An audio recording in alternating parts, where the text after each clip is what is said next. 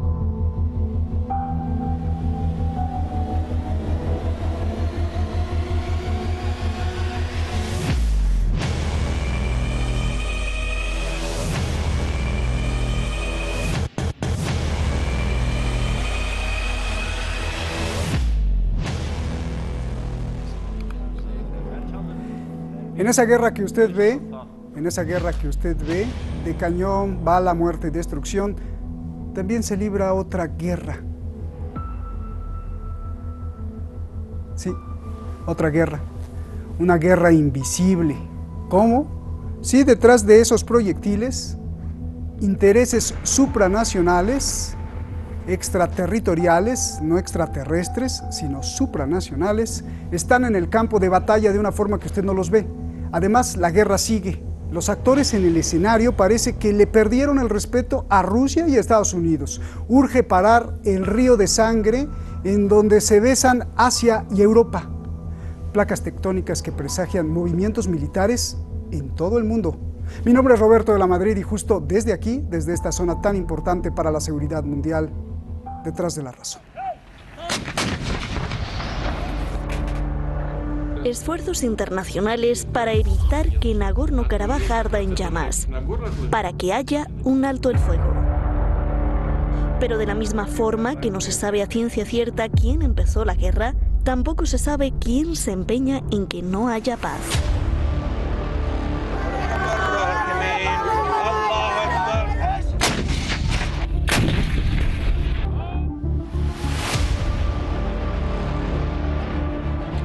Acordaron un alto al fuego, pero no importó, se rompe a cada rato.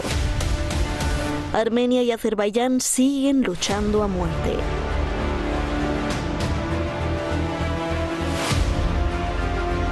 Estas semanas de guerra han sido sangrientas y costosas. Cada bando informa cifras diferentes.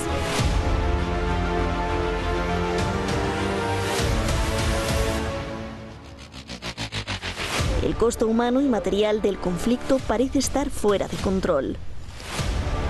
Rusia, como uno de los patrocinadores de las negociaciones de paz, advierte que la ruptura de dos acuerdos de alto el fuego es inaceptable.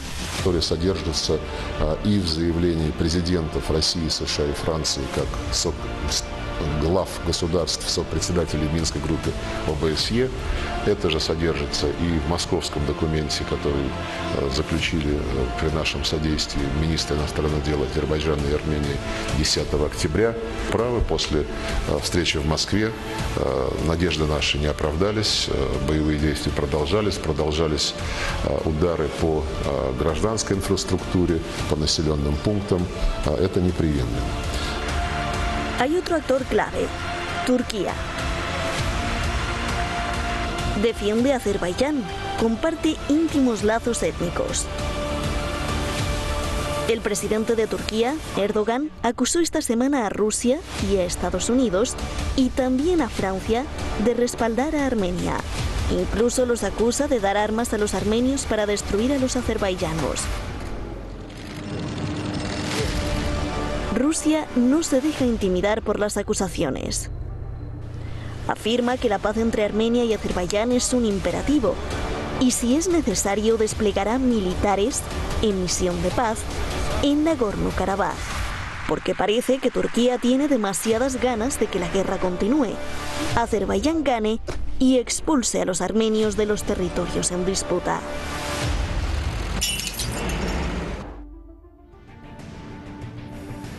Un imperativo de que no o que detengan las armas. Las gracias hoy son para Ali Chitsazian, que está como investigador, al periodista en jefe, el jefe Solfagari Sharam, gracias, y en la coordinación internacional Joseph Mosafari, y por supuesto, pues a todo el equipo de Detrás de la Razón. Y al más importante, al que nos felicita y al que nos critica, porque de eso se trata, de tener posiciones encontradas y diferentes. A usted, muchas gracias. No puede haber una explicación de una guerra, escuche usted bien. No puede haber una explicación de una guerra si no se le sigue el rastro económico. Y de eso sabe muy bien. Qué gusto tenerte, Francisco Javier. Intérprete de algo muy difícil porque quien intenta hacerlo lo hace parcial. Pero él nos da una de las visiones más completas, hablo de la realidad, eso es lo más difícil. Y me refiero al escritor, periodista, analista, articulista, investigador Iñaki Gil de San Vicente. Bienvenido como siempre, gracias Iñaki. Iñaki, y comienzo contigo. A ver, la pregunta más urgente, Rusia ha exigido un alto al fuego, ya, Estados Unidos igual. Pregunta, ¿por qué los ignoran y la guerra pues continúa? ¿No les importa, no le tienen miedo ni respeto a Rusia ni a Estados Unidos? ¿Cuál es tu respuesta, Iñaki?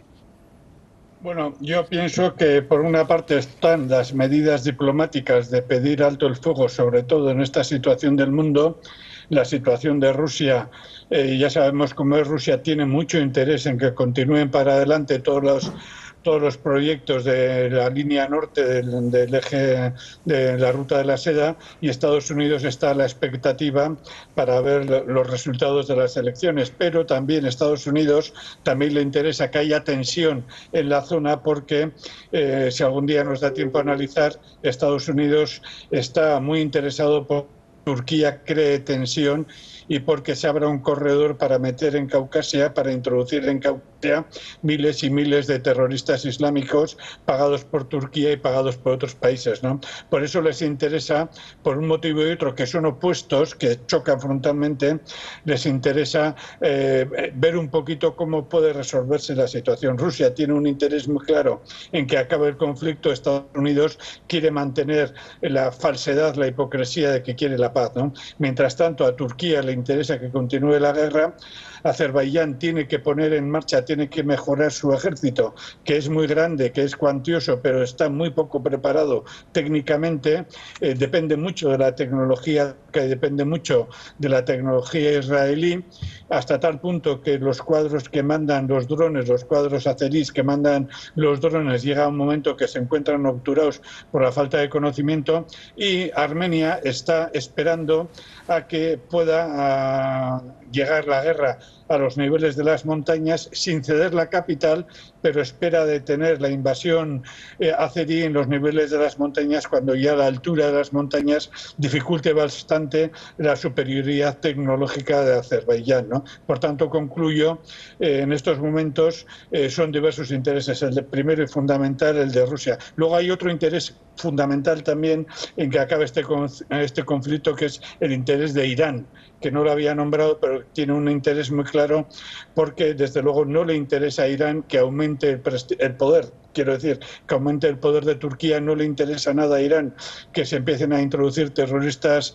suníes y terroristas de otros países pagados por Turquía y pagados por Estados Unidos. En fin, y le interesa que cuanto antes esta situación llegue a una resolución diplomática. Gracias, Iñaki. A ver, Francisco, insisto, Rusia incluso amenazó con enviar tropas de paz y Estados Unidos exigió alto al fuego, pero la guerra continúa, no les importa, no le hacen caso al alto al fuego negociado por los copresidentes Estados Unidos, Rusia y Francia. ¿Por qué ignoran las advertencias, por favor, Francisco? Buenas tardes, Roberto. Buenas tardes, Iñaki. Buenas tardes, audiencia. Un placer compartir y debatir con vosotros. Intento desgajar esta cebolla, que son capas. Hay muchos intereses. Una cosa es el presidente Trump, otra cosa son los intereses del Pentágono, de la CIA, y nadie lo ha nombrado, y yo lo voy a nombrar, el MI6, desde que en agosto ha tenido un nuevo director general, Richard Peter Moore, nombrado, sí, el 30 de septiembre, perdón. que es cuando Alexander Young lo dejó. Este hombre ha sido embajador en Turquía, habla turco corrientemente. Hablas de la inteligencia británica, ¿no? Inteligencia británica, Sí. habla, sí, porque siempre hablamos de Estados Unidos, pero yo hablo del conglomerado anglosajón, es decir, de Reino Unido y de su colonia Estados Unidos, y lo digo tal cual. Entonces, aunque sea, en este caso, Reino Unido como nación, ya una potencia media que ha perdido y que está en una situación de, además diría, desde la derrota de los anglosajones en Siria, se había logrado una entente cordiale, que no una alianza, una entente cordiale en los acuerdos maravillosos de Astana entre Rusia, Irán y Turquía. ¿Qué es lo que pretenden ahora estas fuerzas del caos, estos anglosajones? Porque detrás de dos países que los quieren azuzar cuan si fueran perros, y quienes pierden son las poblaciones tanto azerbaiyana, azerí y Armenia, están detrás un nuevo presidente de Armenia que tiene detrás a todas las ONGs, entre ellas de Soros, en Armenia. Una cosa es el país y otra es el presidente. Luego también en Azerbaiyán tenemos ese empuje de ese caballo de Troya que se llama Turquía, porque Turquía está haciendo el tonto útil. Yo digo, creo que como sigue así, Erdogan está pisando tantos pies que va a terminar como Saddam Hussein. Es decir, ¿por qué digo que está pisando tantos pies? Porque tiene un asesor, además, en esa compañía que es una Blackwater turca, que se llama Sadat. Tiene ese asesor que es un exmilitar, un empresario, en estos monstruosos conglomerados del capital, con capital para matar y capital empresarial para los recursos.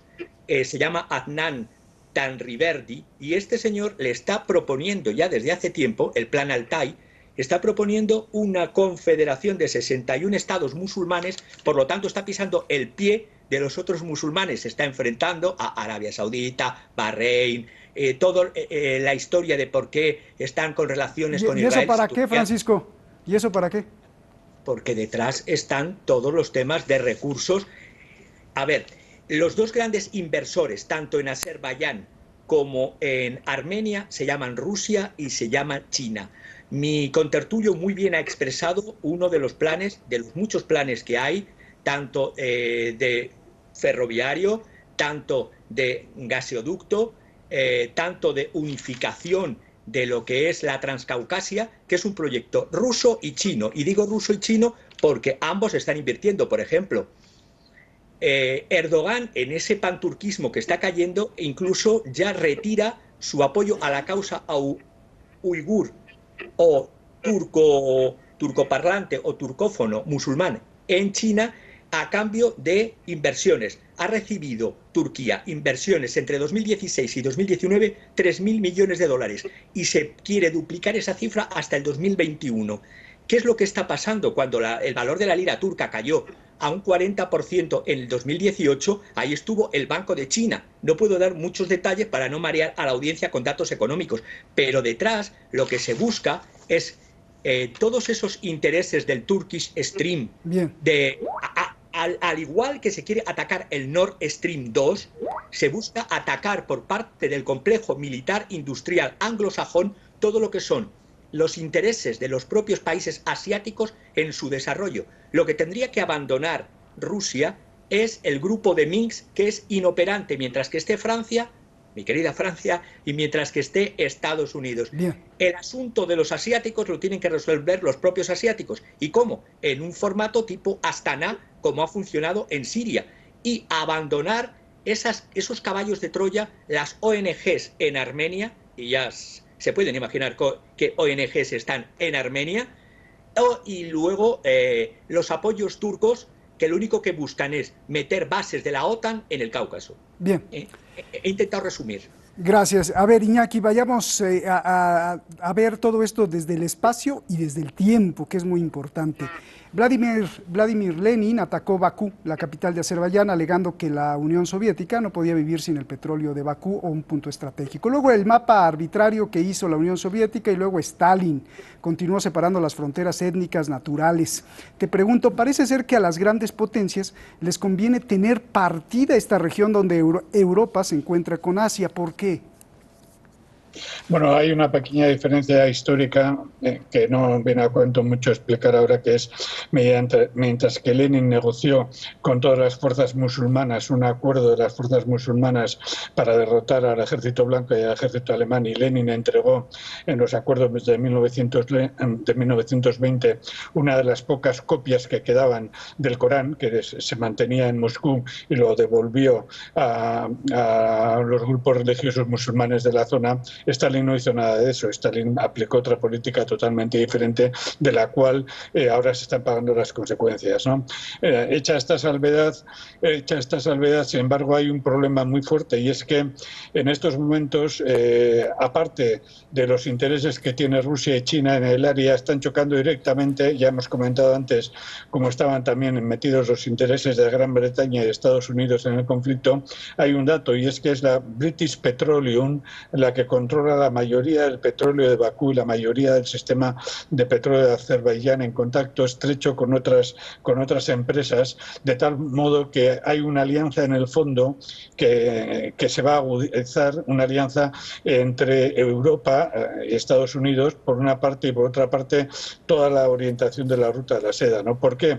Porque el petróleo que queda en Caucasia es la parte norte del petróleo que queda en Arabia Saudí, y ahí en ese conflicto se quiere, y están trabajando para abrir una brecha y para abrir una tensión tremenda, ¿no? Y el proyecto de Estados Unidos y de Europa es un proyecto de, como muy bien se ha comentado también antes, hacer de Turquía una especie de seguridad, de tal forma que al margen de las tensiones que pueda haber entre Turquía e Israel, si por algún motivo se llegara a una tensión entre Arabia Saudí y Europa y Estados Unidos, en ese momento tendrían una situación de un poder militar establecido y un poder político establecido en el área. Y en ese conflicto, en esa situación, tienen determinados territorios y determinados recursos energéticos que son un peligro. Caucasia es una zona montañosa, tiene multitud de pueblos, multitud de etnias con un sentido de su identidad muy fuerte, y prefieren que todo eso esté controlado desde Occidente para un conflicto más largo, en una extensión más larga del conflicto, que ya se está pensando que podría ser para los años 30, para los años 35 de este siglo, ¿no? Eso es en el fondo lo que está, el conflicto al fondo, y ese conflicto al fondo está también enmarañado por otros conflictos que no podemos tocar ahora, como es la situación económica mundial, el endeudamiento, y todo ello con otro problema inquietante para Estados Unidos y para Europa, y es que la economía china está subiendo, se está recomponiendo a un nivel de un 4,5, un 4,6, que es tremendo en estos momentos, mientras que la economía occidental, la de Estados Unidos, está desplomando. Por eso, ahí precisamente es uno de los puntos que pueden llevar a uno de los enconamientos más fuertes del conflicto, de los tres que hay en el mundo. Es como una hora o nunca, ¿no, Iñaki? Sí, tal y como está el panorama en estos momentos, mira, hay dos declaraciones muy recientes, una de la economista en jefe del Fondo Monetario Internacional, que ha dicho que la economía del mundo está en guerra. Bien. Y que esa situación no puede continuar muy mucho, porque se puede pasar de una guerra económica a una guerra militar en cualquier momento. Eso lo reconoce la economista en jefe del Fondo Monetario Internacional. Gracias, Iñaki, eso de ahora o nunca me lo pasó Francisco, gracias. A ver, Francisco, ¿por qué Israel está apoyando a Azerbaiyán? ¿Le está dando armas? ¿Está usando su lógica antipalestinos? Lo pregunto porque el país Azerbaiyán pues, fue un invento y un producto primero, como lo explicó Iñaki, del Imperio Ruso y después de la Unión Soviética. Es que desde páginas que recibo de todo el mundo, páginas sionistas, hoy ahondando y reafirmando lo que estás diciendo, estaban justamente defendiendo desde el sionismo a los árabes contra los ataques túrquicos. Es decir, se estaban haciendo como aliados de los árabes los israelíes, desde Besa Center, concretamente, digo la fuente, y todos los analistas de Besa Center que me pasaban información estaban haciendo la defensa de lo árabe y poniendo a Erdogan como el asesino de los árabes, porque además es verdad que Erdogan tiene la boca muy grande y en el Parlamento, hace pocos días, en el Parlamento turco, dijo más o menos como que la bandera turca permanecería porque es una patria de muchos siglos y muchos estados creados, refiriéndose a los estados del Golfo, Bahrein, Emiratos Árabes, incluso Arabia Saudita, estados más recientes podrían desaparecer. Y esto lo está azuzando Israel para enfrentar lo túrquico contra lo árabe. Pero la realidad, y quiero precisar un punto, ahondando y reforzando lo que decía mi compañero, es que los intereses allí son brutales desde el punto de vista económico. British Petroleum, como bien has dicho, está allí. Está Statoil también. Y está ExxonMobil de los Estados Unidos, las anteriores británicas. Pero es que justo en agosto, a finales, había logrado un acuerdo de Rusia, de una de las compañías, Rosneft, que es competencia de la otra rusa, Gazprom. Rosneft había logrado un acuerdo con la compañía de Azerbaiyán, Sokar, para más de 1 billón de metros cúbicos de gas que hay en esa zona. Y eso justamente, qué curioso, desencadena estas especies de otra vez azuzar una etnia, una religión. Es decir, detrás de cada conflicto hay intereses económicos y eso no hay que hacer un análisis marxista, es que es la pura realidad. Es decir, guste o no guste, es eso. Bien, y es como arriba de cada pozo petrolero están los terroristas. Bien, Iñaki, ya nos vamos. Quiero insistir en esto para que nos quede claro a mí y al público, sobre todo. Vayamos al surrealismo en una guerra llena de paradojas y contradicciones. Estados Unidos y Rusia parece que están unidos protegiendo a Armenia, porque la comunidad armenia en Rusia, Estados Unidos y Francia son millones de armenios con mucho poder. No obstante, Rusia y Estados Unidos tienen mucho interés en Azerbaiyán también, porque ahí están intereses económicos muy grandes de ambos países, ya lo estaba diciendo Francisco. Turquía se opone a la paz y al regreso de la normalidad que quiere Rusia, pero está unida con Rusia en acuerdos con Siria. Turquía se opone igualmente al llamado de Estados Unidos al regreso de la paz en Nagorno, pero está unida con Estados Unidos por ser miembro de la OTAN. Francia se opone a Turquía, pero es una hermana de la OTAN. Además, por si fuera poco, Armenia es parte, digamos didácticamente, de la OTAN rusa, que se llama Organización del Tratado de Seguridad Colectiva, en la que Rusia defiende militarmente a Armenia. ¿Cómo resuelves esta mega contradicción y paradoja surrealista de todos contra todos cuando todos están unidos con todos? Bueno, yo no puedo resolver, pero hay dos puntos centrales que creo que hay que citar, ¿no? Uno, antes del estallido de la Primera Guerra Mundial, todas las monarquías europeas y todas las grandes familias económicas de Estados Unidos, de Gran Bretaña, de Alemania, industrias, etcétera, etcétera, estaban relacionadas físicamente y familiarmente, ¿no? Y antes de la Segunda Guerra Mundial, las grandes empresas norteamericanas, incluso empresas británicas, estaban relacionadas económicamente e ideológicamente con las empresas alemanas, que a su vez mantenían una unidad política con el nazismo, ¿no? Por no extendernos a otra serie de potencias, ¿no? La realidad económica entonces era tremenda, había una interpenetración permanente y durante la Segunda Guerra Mundial la Alemania nazi estuvo pagando bajo manga a la Ford, a la General Ford, estuvo pagando dinero y la General Ford nunca suprimió la producción de camiones dentro de la Alemania nazi. Si eso llevamos ahora a la situación presente, hay dos problemas, dos realidades de fondo, y es que debajo de este aparente caos hay un choque en el mundo muy fuerte de dos niveles. El choque a nivel político y económico inmediato, cual se está jugando, digamos, el futuro de la humanidad en plazo de 30 años, de 20 años,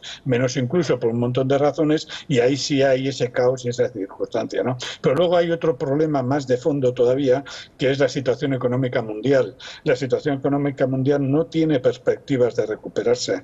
Los últimos datos sobre la caída de la tasa media de beneficio a nivel mundial son espeluznantes. Todos los esfuerzos que se han hecho desde el año 2008, con dientes de sierra para arriba, un poquito para arriba, pero la tendencia es para abajo, indica que todas las economías no pueden funcionar. Incluso China, vemos a pesar de la recuperación de la pandemia, vemos que desde el año 2012 China va paulatinamente para abajo, ¿no? Estas son las dos contradicciones de fondo. Pero tengamos otro factor que no hemos podido citar ahora y que espero algún momento tratarlo. Se está observando muy atentamente cómo va siendo la guerra a nivel tecnológico, porque Azerbaiyán, un país empobrecido, pese a ser enormemente rico, sin embargo está utilizando tecnología militar que puede ser utilizado por cualquier pequeño país del mundo que tenga tiempo para preparar a su gente a la utilización de drones y de tecnología militar. Esto quiere decir que puede haber países pequeños del mundo que se atrevan a enfrentarse a grandes países del mundo. Gracias, pues ya nos recomendaste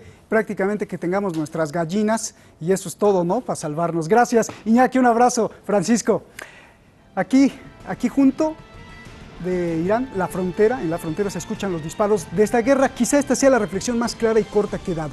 No importa quién tenga la razón, que no haya muertos, por favor. Ruh yüksəlir, yüksək səviyyədədir. Mərmi atəş olundu.